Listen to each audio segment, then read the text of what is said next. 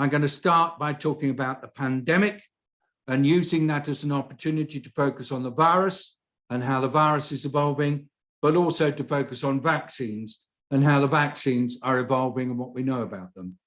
Second is I want to talk about people. Second is I want to talk about the purpose of the response.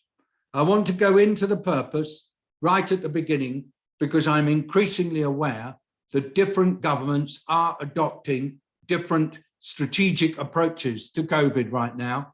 And it's clearer and clearer what these different strategies are. And I think being articulate about the strategic purpose is really critical at this time.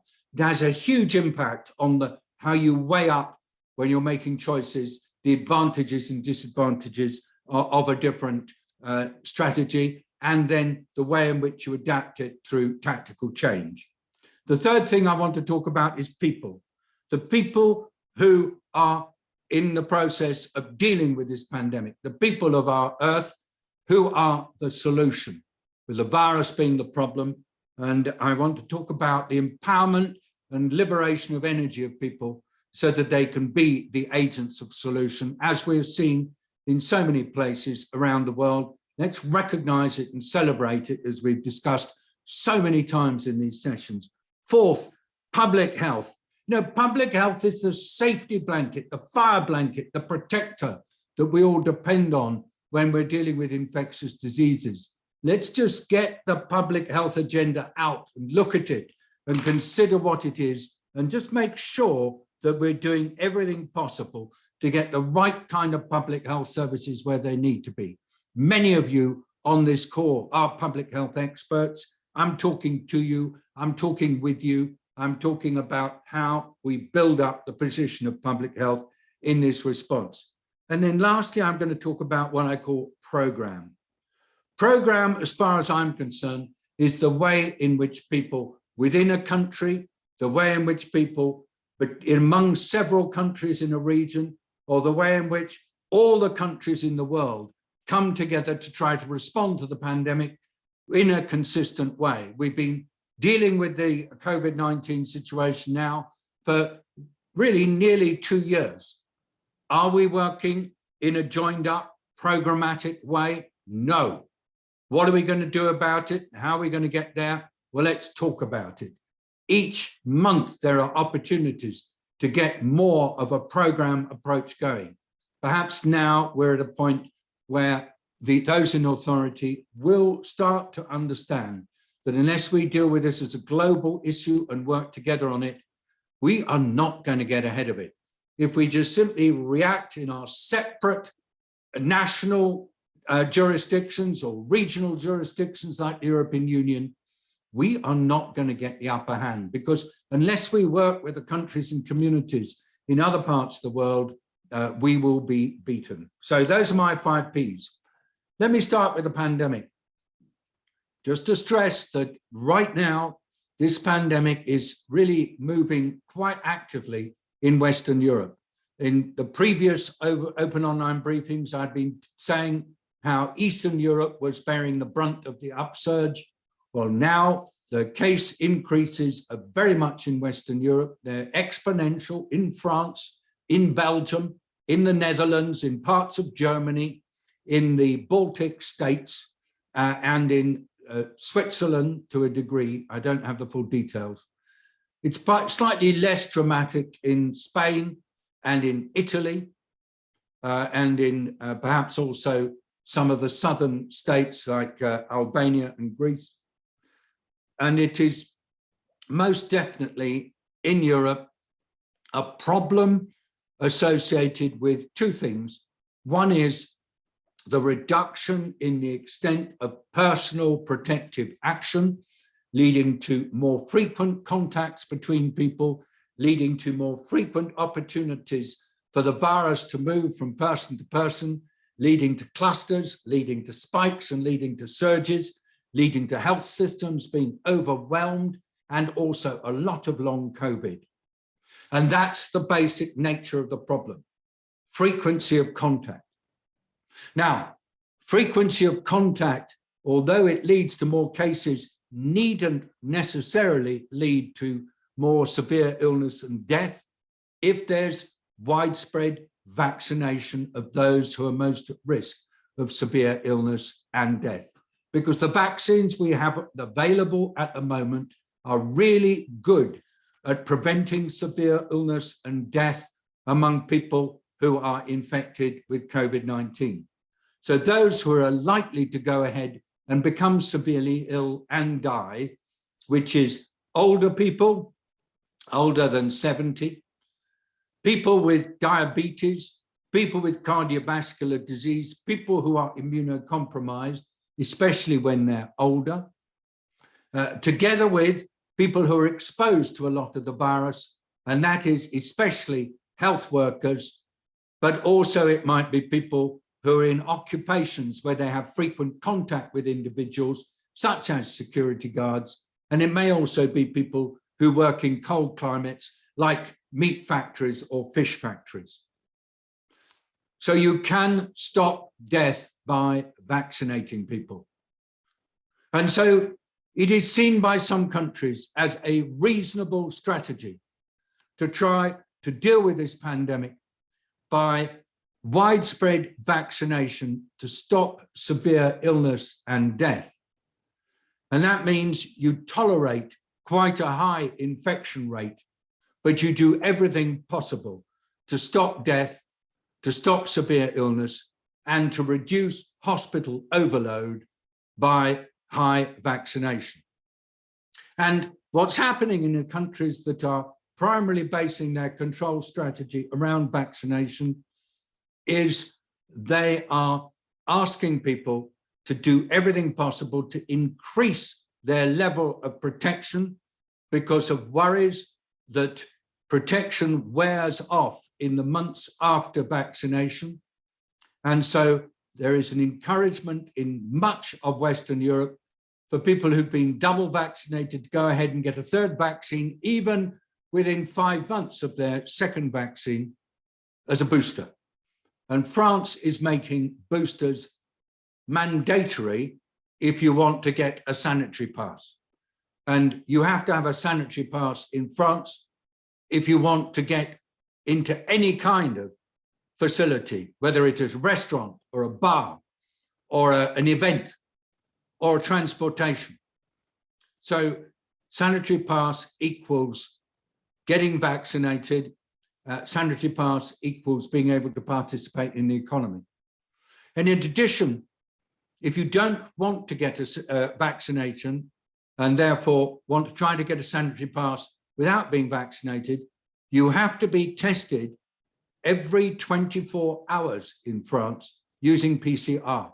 It's new, came in last night, not quite sure when it will actually be legal, but it's producing an enormous reaction in terms of, first of all, mass demand for third vaccination, but secondly, real frustration among the people who don't want to be vaccinated. They feel the goalposts are being shifted and it makes them extremely angry.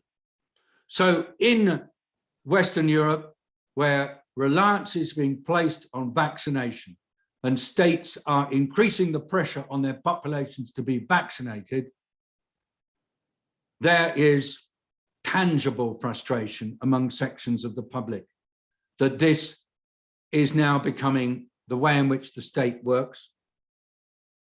And perhaps that's why there have been violent riots in the Netherlands, in parts of Belgium, and in some other parts of Europe. I'm not fully up to date on where the riots are, and it looks like they will continue.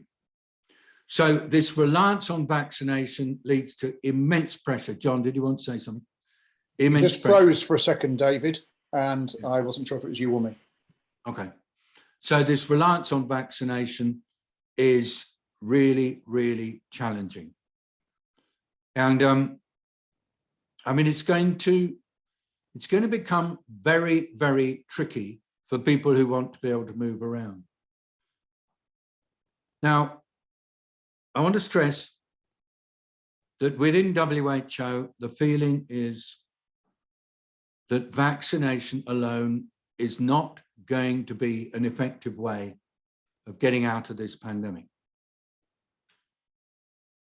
And so, although there are many countries that are saying to everybody, get yourself boosted, and there are some countries that are trying to vaccinate now children 12 to 5, our position is that you have to combine vaccination with efforts to reduce transmission.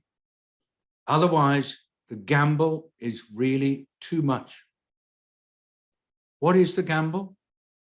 The gamble is that the vaccines alone will not do enough because A, they do not actually stop the virus being transmitted. So you still get virus transmission, even when you've been vaccinated. So the virus is still going to be circulating. And so you cannot expect to stop circulation by using vaccination. And the second reason why we believe that reliance on vaccination alone is a gamble is that this virus is mutating, and mutations lead to the arrival of variants that could be capable of dodging the vaccine. And there is a variant that has been reported from Botswana and that has been characterized in South Africa. And that is a variant that has a lot of mutations in the spike protein. It's called B11529. And the WHO is today hosting a meeting of its technical advisory group on virus evolution because of a worry that this variant, as well as possibly being able to move more easily between people, also might be capable of causing more unpleasant disease. And because of the mutations that exist on the spike protein of the virus, it may be able to break through the defenses that current vaccines offer. And that's where the gamble comes. You see, if you're relying on vaccination to keep people safe, to keep your health workers safe, to keep your health systems working, and you've got a virus that is capable of bypassing the vaccine, for some, it will feel like going back to the beginning. And that's the worry. Now, I've been talking a lot to the people who've been trying to do the work on this in WHO. They make the following points. Number one, we know about B11529 because of absolutely brilliant work by South African immunologists and virologists. They have done the gene sequencing. They have found out that actually you can pick up this particular variant because it behaves slightly unusually on PCR testing. So they've given us the information. They've given it really early. They didn't hide it at all. They've got about 100, looks like isolates of people who they think have got it.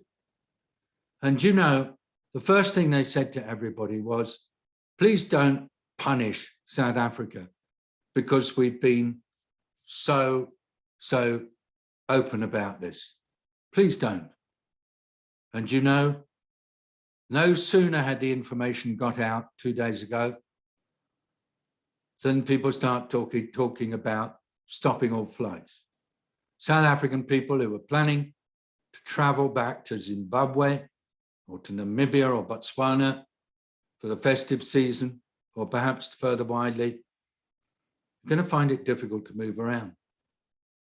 And that's what is so awful about this business. You do your public health right. You tell people what you suspect. You're honest and you're open. And then a few days later, bam, you get cut off.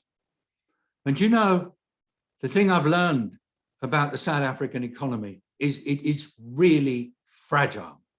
I was talking at an event in Pretoria recently where a number of vice chancellors from different universities were coming together. The one message they had for me was, we can't do further movement restrictions in South Africa because of this virus. We just can't.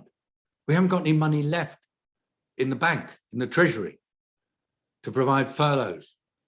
And of course, we can't stop poor people from being able to earn money, to buy food, to stop themselves from being hungry, if we don't have enough resources to give them benefits.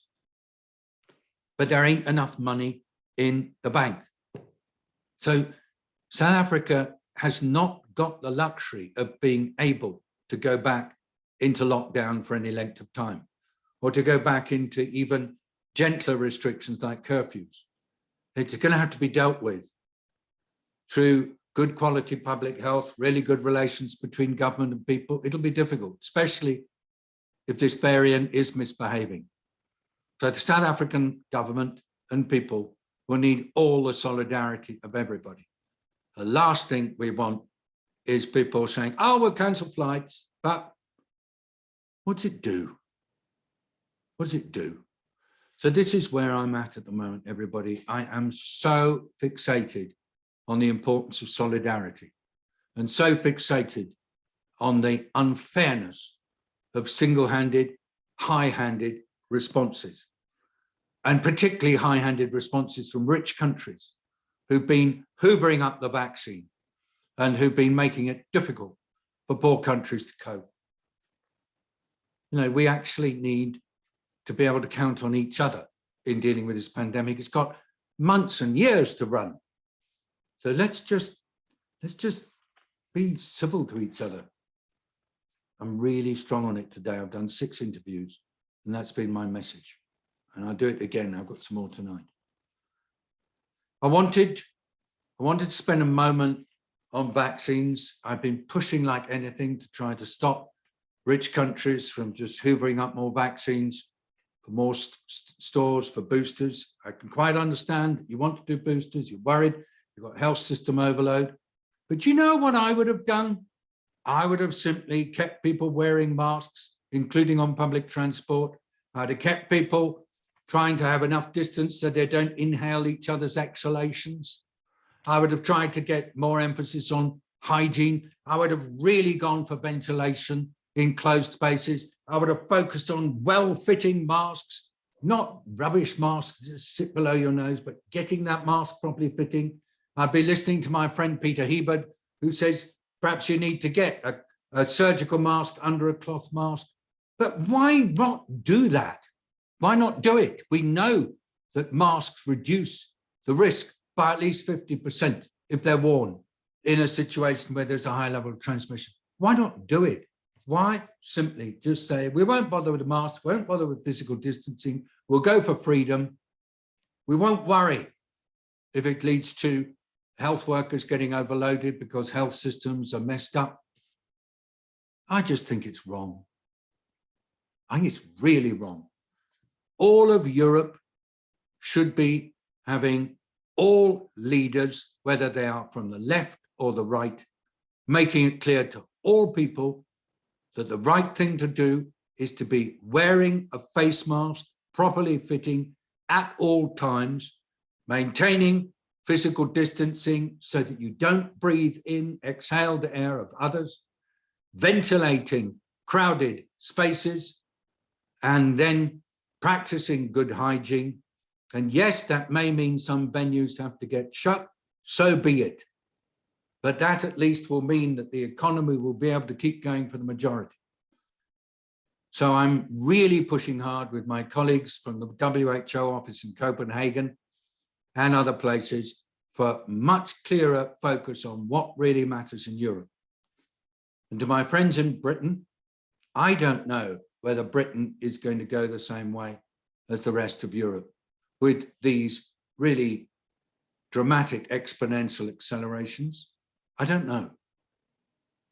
But I think there's enough in the recent history to suggest that we would do well to respect this virus, and we would do well to do everything possible to stop big upsurges happening.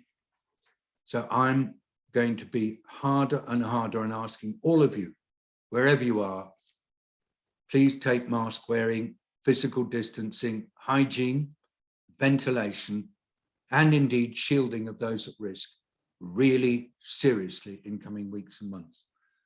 And don't forget, as well as people being the solution, that public health is part of the solution as well. And don't forget that we need everybody rowing in the same direction in this boat, whatever their political persuasion. And so please work hard everywhere for cross-party consensus on this. It's too serious for us to go on allowing it to be a party political issue. Part of the problem in Austria is because the politicians couldn't agree. We don't want that to be the case everywhere. So there's a long way to go. It's a very troublesome period. It's quite scary. Stock markets everywhere are spooked. People in Africa are really nervous. Let us work together in solidarity, because it is time to get ourselves ahead of this virus and not having it beating us. Thank you. Those are my opening remarks. Thanks, David. As always, inspiring, thoughtful, and in this case today, a little bit also worrying, the new variants and everything else. Maybe we have a chance, though, to take a look at Camille's illustration. Camille, are you able to share your screen with us?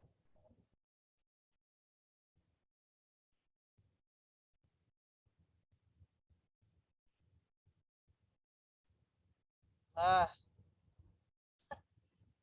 I like the virus bouncing is great. Do you want to walk us through some of your thoughts on this?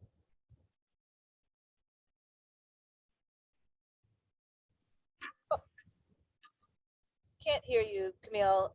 It's a shame. Well, so Hi, for me, what sorry. oh no, there you are. Hi. Hi. Sorry. Yeah, I'm just working on this at the same time, so it's always a bit difficult to comment. It is always tricky. I know. I understand that. I think we should leave Camille to continue. She's got some really interesting storylines in there.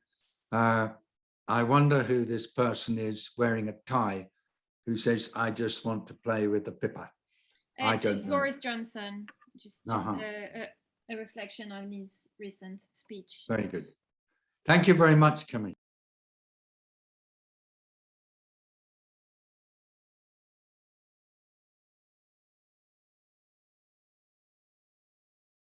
Sorry, Catherine, I probably interrupted you. Everybody, I love the pictures that live illustration do for us, and I hope you enjoy them too. Please comment on them. Catherine, I've lost you. Everybody, I do want to get some comments now, and we've got 42 comments in the chat. It's quite difficult for me to actually do a speakers list out of the chat. I'll rely on you, Catherine, sending me texts, but the basic thing, as I've said before, is Jane, followed by, let me just check, want to go to Habaroni, but I can't see whether you're there. Are you still here, my Habaroni team? Okay, I've lost you. Okay. I'm still here. Oh yeah, I'm still great. here. And then I want to go Jane to Magen, thank you. Then I want to go Joe, Nichols, and then I'd like to go wider. And I'm looking principally at people now who light up their screens. I had said last week, Peter Hebard, I would like you to come in, if you wouldn't mind, talk for yourself and not so much as representative engineers. I'm always scared when you talk saying engineers, but that's up to you. Thanks for smiling. I'm really, really keen to hear from any of you who are in clinical practice. I always want to hear from Claire Rayner as one of our regulars, Vicky Doyle on behalf of the public health community in Liverpool. And then if any, I mean, if others of you who've come on who are not normally here, who would like to express a point of view would wish to do so, I want to say to Katie, you're super welcome. I won't do it unless you light up your screen and indicate ditto. Alistair, Rob, if you're listening. Sometimes people tune in, but they're not necessarily listening. That's why I'm giving you warning. And anybody else, just let us know if you want to come in. And John Atkinson, I'd like to come to you at some point. Now, this is too much talk. Jane. Thank you, David. Yep, it's been a very tough few days in South Africa, and I'm bound to get emotional. It's been devastating on so many levels. The first one is economically, both potential further lockdowns and lost income from international visitors that won't be coming in an already very fragile economy that is collapsing around us is devastating. It's devastating on a scientific level, because we should be celebrating, as you said, how advanced our scientists are in identifying and characterizing the variants. But instead, and they're transparent to talk about them, but instead here at home, they're being criticized for bringing the variant to attention and putting the country in risk of collapse. So we should be really celebrating our scientists, but instead they are being really criticized. And then I'll go to 3 personal levels. On a personal level, for so many who face the possibility of lockdown again, when they've just been getting back to work, where we're just beginning to see some kind of return, people are tired of lockdown, as we all know. So that whole potential of people just not wanting to listen and hear about lockdown is also devastating. Also, as you mentioned, on a personal level, there are so many people who are going to travel or have family come to see them after these years of not being able to see them from the UK, from Zimbabwe, as you mentioned, from around. All of that's been kind of just wiped out in the last 2 days. And perhaps why I'm crying is because on my own personal level, I was due to be traveling right now to Rome to facilitate a big World Food Programme meeting next week. And I'm not able to travel anymore, partly because I hear that I would have to be quarantined. And then secondly, I got the devastating news today. My 91-year-old aunt has been diagnosed with COVID-19 in the retirement village where she lives. I can only pray that the double Pfizer dose will protect her and see her through this time, because as much as she's had a good life at 91 years, you never want someone to die of the horrible way that COVID-19 takes you. So David and all of you, thanks for the love you're showing. I'm sorry I'm crying, but it's just been a devastating last 48 hours. Thanks, David. Jane, we've known each other for many years. We've been professional colleagues and friends for many years. It goes on, and we're all together with you. This whole group, the hearts are coming out on the screens. They mean something. Yeah, thank you, everyone. I know it's really hard. I'm sorry I you couldn't come appreciate to being that. with you. I'm sorry you couldn't come to that WFP meeting. That's a real drag too, because you would have made such a difference. But anyway, be there in spirit. Megan, you have the floor. Yeah, I just want to say to Jane, please don't cry. You make us all sad. Let's just be resilient. I think we have cried enough. Let's just be resilient and practice safety and public health measures. Then we see how it goes. I know it's disheartening. It's like we feel like we've gone back to zero. But we just have to learn to be resilient and move on. Because we are actually going to end up having mental health issues. Apparently, when I heard of the news that the scientists are being punished for being honest, I just thought of David and I was like, I wonder what David is saying, because I know how who is against these measures. They are now calling them draconian measures down here. People are actually livid and irate because in Botswana, they are now tracing people who have been in contact with travelers, but I think they are now scared to say the stats, or if any, or it's too early to say, but then everyone is basically quiet. We don't even really know how many people have tested, because they are trying to just trace those who have been in contact with the new variant. The same applies, I think, to most Southern African countries. So we are just there, we'll see how it goes. But it's just sad, like Jane was saying, yeah, because people had recovered, some people were traveling, and everything has just been cut just like that, without any warning. So we don't know really, we don't know. It's the not knowing that must make it so difficult for you all. Yeah. Not being able to plan, not being able to organize, and then the slight fear that you don't know what's happening. I picked it up in your voice. I know you're not crying, but I know you well enough to know that you're a bit scared. Thank you for sharing with us.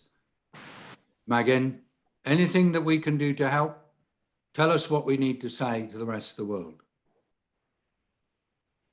I think you actually need to tell them that the way they are reacting will make people not disclose new variants or cases of COVID, because they are scared they will be cut out or cut off.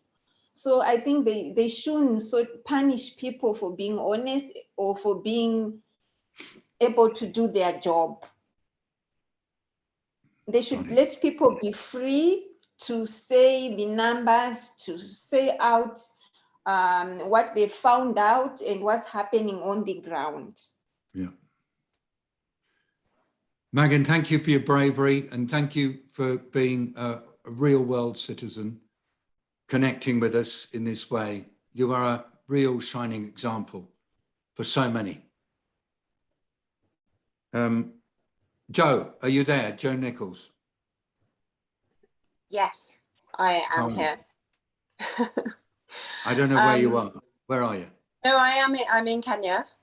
I don't know if my camera is working. It seems to be doing strange things at the moment. But yeah, I mean, my thoughts are very much with Jane and her aunt.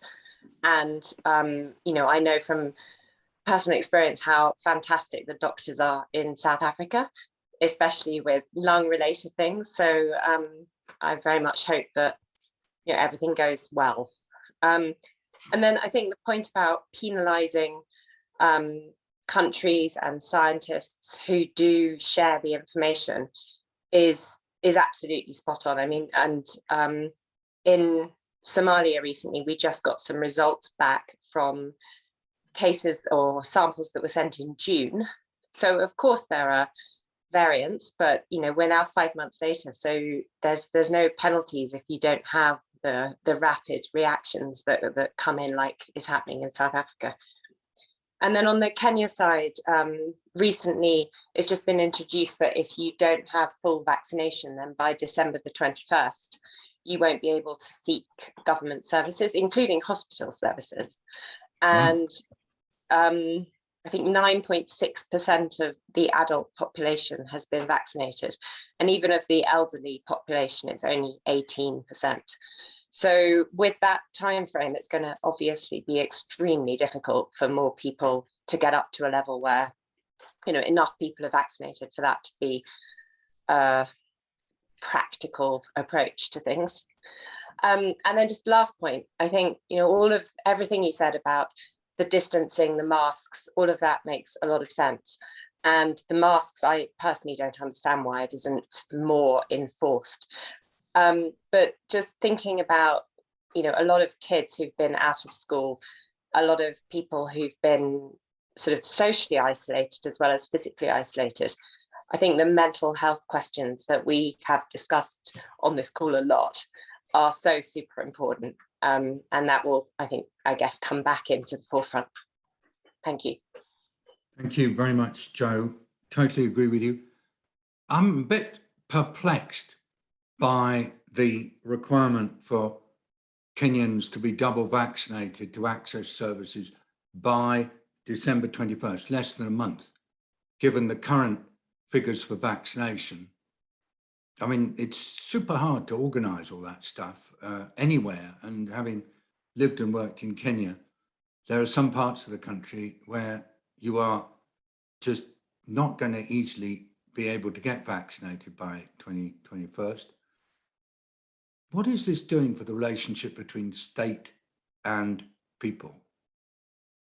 Is it inspiring people, or is it frustrating people? I would like to encourage every government, when they're making every decision around COVID, to remember one thing: people are the solution, and partnering with the people is key. I mean, I don't know the background to what you've just talked about, Jane, and so this cannot be a comment on that particular situation. It's more a generic comment. Back to you, Joe. So, I mean, there is definitely a recognition that some parts of the country have extremely low vaccination rates, below 5%, and a lot of those are densely populated parts, and they are very much trying to encourage, through a very focused campaign beginning at the end of November, to try and get the numbers up. But we've been talking a lot as well about Kenya banned plastic bags a few years back.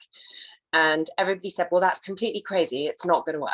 You know, you can't just enforce something like that without having a proper solution behind it. And, you know, it kind of has worked. It's been very successful. So I guess there are positive ways to look at it too. Good. Well, let's see it. Be helpful. Please keep us posted, Joe. You look well. And I do remember, though, that you had, well, your family had adventures with health services over the last 2 years. And thank you for reassurance to Jane. Very good. Now, Catherine said she was in a tunnel. Welcome back. Peter Hebert. Now, I know you, Peter. You've got a lot to say. So I would like you to talk in 2, perhaps 3 minutes, if you don't mind, just your headline. Okay, yes, quite understood. Well, firstly, sympathies with Jane. We are lobbying our politicians to say that is totally unfair what they've just done. But I wanted to just talk solutions, right? David said a very important thing to me when we first met online, that you have to get a significant dosage to get infected. So everything you do to reduce that dose will make a difference. Obviously, I talk about masks, but the most important thing is not just a mask, it's got to be the best one. And there is a huge disparity. We talk about percentages effectiveness of vaccines, but you really need to look at the effectiveness of these masks, because this one is 600 times better than the new standard for face coverings. So please do not rely on face coverings because they give you false confidence. Then think about the fact that this is doing the same job as a vaccine in terms of transmission. It reduces your infectiousness, and it reduces the risk of getting infected, and it reduces the amount of viral load you're putting out there. So it is, if you understand that and you start working with your people to explain, not just telling them social distancing, that actually distance is not what matters. As David has said previously, don't breathe in. It's the amount you breathe in, how long you're breathing it in, and how concentrated the atmosphere is in there. Now, you all understand that, but you need to keep on explaining it to people. People respond. As engineers, we know, sorry, I shouldn't have mentioned that. To get people to do things, you have to explain why to do it, what to do, when, where, and how. And keep repeating it in a different way. I hope that helps. You are great, Peter. It's such fun working with you. So Peter is a passionate, evangelistic engineering ambassador. And what he's done is he's joined forces with us to say engineers have something to offer as well as public health people. And he has shown very clearly that actually the way you wear the mask and the type of mask, it might be at least as important as what vaccine you're vaccinated with. And Peter, when you come on, I will always try to give you a chance to say a word or two, because you've always got something interesting. Thank you from the bottom of my heart. Just one last thing, look at the Far East. They know how to do it. We need to learn from them. Thanks. Thank you. David. Thanks a lot. You're a great man. Now, Claire Rayner, I saw you. I was watching you because when I'm not talking, I can look around at the pictures. And while Peter was talking, you were nodding a bit. But I always love to hear from you. Long COVID and more. Yeah, long COVID. The reason I'm nodding is because I'm just fascinated to hear about solutions coming from a completely different discipline. And I actually think engineering has so much to offer how we run all sorts of things. There's a really wonderful book called Small is Beautiful, written in the 1960s by E.F. Schumacher. And he said, engineers will tell you that when a system gets too complex, it breaks down. And it's almost such an obvious thing, but that started me off in being fascinated. But I believe in precautions, and in terms of risk management, engineering precautions are far and away the most effective. So that's why I was so interested.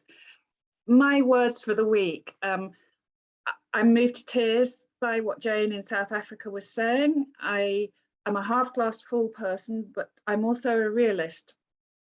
And times are very, very difficult. And all my old folks are dying off as well. And it's sad. Not, you know, they're really, I feel so sad for the vulnerable and the children. What's going on with us? Boris Johnson talked about Peppa Pig this week. I am using the principle of working with allies as well. And I'm trying to work with the unions to strengthen unions because they are on board with the right protections for people. So I did a talk for a big union yesterday, and they told me that our Prime Minister has openly said, we don't believe in long COVID. Well, that's no surprise to me, but it kind of reinforces the attitude we know is going on. Doctors in the UK who are very ill themselves are really mobilising behind the scenes. I don't know how they're doing it. These are people who are extremely ill, but believe me that they're really mobilising behind the scenes to try and get things moving for some of the really critical problems that are happening in people with long COVID, such as blood clotting. I mean, it's really very critical. I think those are the main things I want to say. I'm working with the unions, because they're right on board and they're passing the message out. We have a senior government that is unhelpful. I don't really know what else to say. It's hard to keep going. We're all so tired all over the world, but these are difficult times and we have to. Thank you very much, Claire. Look, I think there's something very important here. Where can those who are continuing to work hard in what is a really difficult environment find that extra energy to keep going and not get weighed down by the emotional exhaustion that's faced? I mean, this is I've got somebody ringing me. I've got to get him off. I may have to answer a phone call, sorry. But I just want to say it's just really important that we work together to recognise just how exhausted health professionals everywhere are. General practitioners, people who work in nursing roles, people working in intensive care units, people working in support functions like receptionists in healthcare institutions, people working in the background in pharmacies or keeping the oxygen supply going. Many of these people are facing abuse from their clients, not abuse because they're odious, but because their clients are worried. And so I would just like at this point to say, Claire and everyone else who's in a role in the health system, particularly roles where they've got contact with patients, solidarity, I'm well aware how difficult it is, and thank you for raising it. But what is Alex- energizing? What is energizing? I will just say is the collaboration, the creative collaboration, and the solidarity. It does help. Yeah, thank you very much indeed. Alistair, Rob, if you're still here, would you?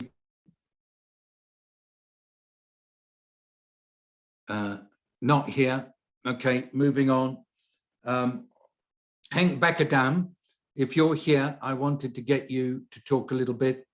Ex-WHO India, and totally, he's in the Netherlands and watching a very serious situation occurring in his country, not just due to COVID, but also quite a surprising level of unrest. Over to you, Henk.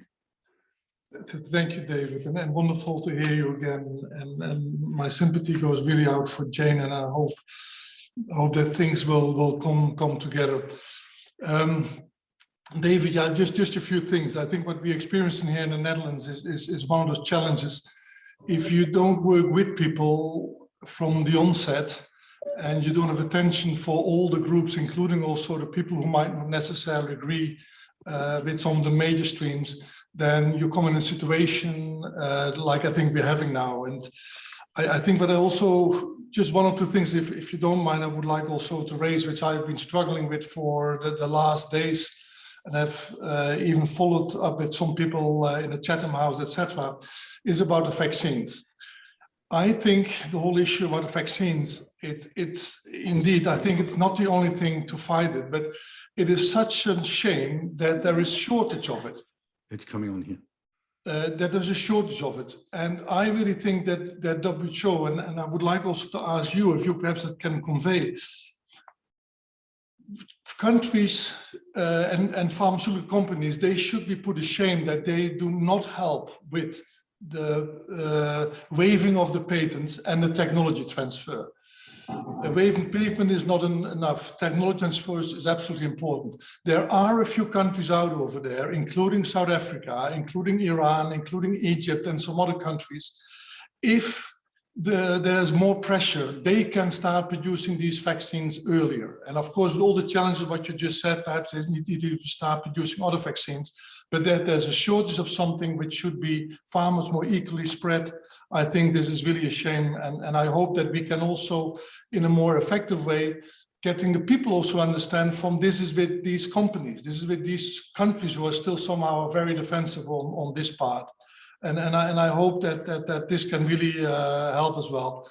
I think, as you know, I've always been very passionate about public health. I think this is a part where I really feel that some of the countries need to start and continuing investing in this, but also I think working with communities. I think this is a part, the solidarity and working with communities, absolutely paramount. And we thought, some of us thought perhaps that in 1.5 years you would be out of it, but we're really in the middle of it, and we need to work with all the communities to make it happen. And David, please continue with your passionate way of raising all the issues. I love you, Henk. Thank you very much indeed. But you know that we've worked together for so long. Just picking up now on a few messages, and then we'll close with some works from John. Rebecca Cantor says, question is, how much do the solutions we would have thought about in the past now lose effectiveness as we seem to be going one step forward and 2 steps back? All I want to say is that our view, and I'll ask John to confirm this, is that there's actually a lot of consistency with what we thought over the last few months. Number 2, Adrienne McCord says, when transparency and honesty is being used in situation updates, if we're not careful, we risk another dangerous pandemic of apathy from the we are already vaccinated, who cares? Well, I agree with you, and that's why I want to reset on the communications narrative. We're going to give that a try. Loy Rago says we need to talk about future changes in lifestyle. I totally agree. Life will not be the same. Thank you very much for that. And Denise in Nicaragua, thank you for connecting with us. And next time, I hope I'll get a chance for you to be able to speak. I'd like to go to John now for some remarks and then Catherine to close us. John, please. Thank you, David. And yes, if you look back at the things we've been saying over the last 18 months, I suppose, if not longer now, there is a consistency. The things that limit spread of disease, of infection, have been known and are known and still need to be done. But we need to learn. We need to learn how to get people, how people can understand that for themselves in ways that means that it leads to different action. Because in a complex environment that we're in, with the mix of politics, the mix of knowledge, the mix of understanding, the mix of viewpoints, we need to constantly try to make sense of what's going on. What's taking place at a global scale really, really matters. This virus doesn't respect international borders. Protecting our country is not a sensible route forward if we're not thinking about the rest of the world. Health systems as a whole, if we think beyond the virus, health systems as a whole are really stressed now, and that stress continues to grow. But we need to think at the very local, the very small as well, right down to what's happening on the mutations of a spike of a virus.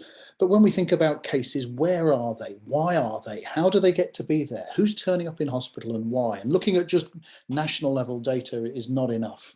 So it's vital that we continue to learn, not just how the virus is evolving, adapting, where it is, but how we get our messages across. Because what we know is that small changes can sometimes have a profound impact in terms of final outcome. And you don't learn if you're penalised for being open about what's going on, not just for your successes, but also for your mistakes. So we need to find what's happening quick, and we need to act wisely with what we're finding. Thank you, David. And just to say, John does practice what he preaches. One of the things that we really want to do over the coming few days is to try to do everything we can to pull together what we're learning through this process, through John's perspective. Thank you, John, again. I'd like to go to Catherine, please. Thanks, David, and thanks everybody for joining us on this Friday afternoon. Although there's an enormous amount to say more about global positioning, geopolitics, vaccines, let's take a look at the illustration, because I bet a lot of it is captured there. Well, thanks, Camille. Indeed, almost all of the big issues are captured there. I'm a fan of the virus on the left in particular, but I do like masks, distance, ventilate, hygiene, super important.